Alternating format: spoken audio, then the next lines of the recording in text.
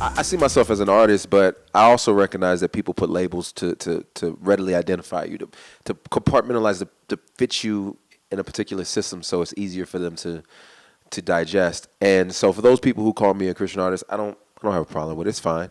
But I don't necessarily define myself as solely a Christian artist because there's content that I deal with that's not palatable for Christian audiences, especially contemporary music audiences. So I'm willing to float in the different spaces as long as people respect my art, as long as people respect me as an individual, and they know that I'm nuanced and I'm nuanced in what I talk about, and I'm diverse in my approach, and that by putting a label, I may disrupt that label a little bit. So hopefully, it's still music that they enjoy, even if they can't connect to the Christian part. You know what I'm saying?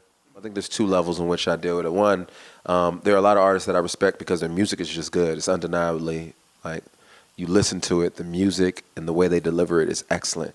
Now there's the other aspect of it where content can be quite questionable, and I find myself concerned about how they communicate certain messages, that especially that's impressionable on people, or that affects individuals who are impressionable. Better yet, so I do challenge the types of stories and narratives that are being perpetuated out there within hip hop. But the good thing is that that's just a small portion of hip hop. All of hip hop doesn't perpetuate this, chauvinistic, misogynistic violence. And I think it does a disservice to the hip hop community. Now, there are people who connect with me and those I connect with who, like I said, don't have a stronger religious affiliations. And they just recognize the dopeness in the music. And we can connect on that alone. And I'm willing to work with whoever makes dope music as long as I feel like my morals aren't compromised in the connection and in the partnership. And I think that's true with any entrepreneur, businessman. You want to work with people that you feel at the end of the day you can say with a good conscience, say, hey, I think we did good. I think I call it the false choice. I think for me, being a dude who can see that the left has, first of all, I don't think any side has a monopoly on truth. And I don't think either side is as bad as people like to paint them out to be. If you listen to one side, they'll tell you that the right is just this or the left is just that.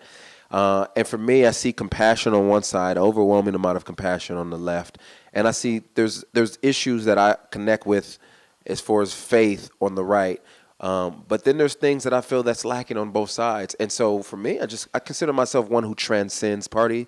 I do think parties are necessary to get things done, because that's the way our system is you need a party to win elections.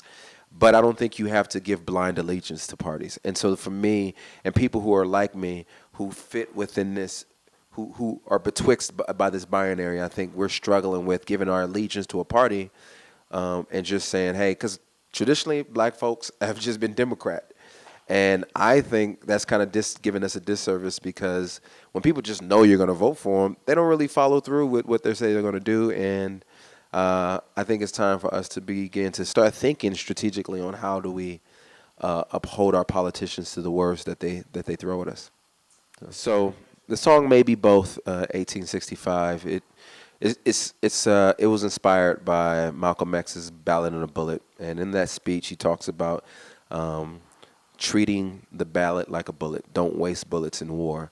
And then essentially he's deals with what I just said, is that oftentimes when in his day he would find that the African Americans in his community would just vote blindly for a particular party without there being any justifying reason to do so. And so in the first verse, I kind of challenged that.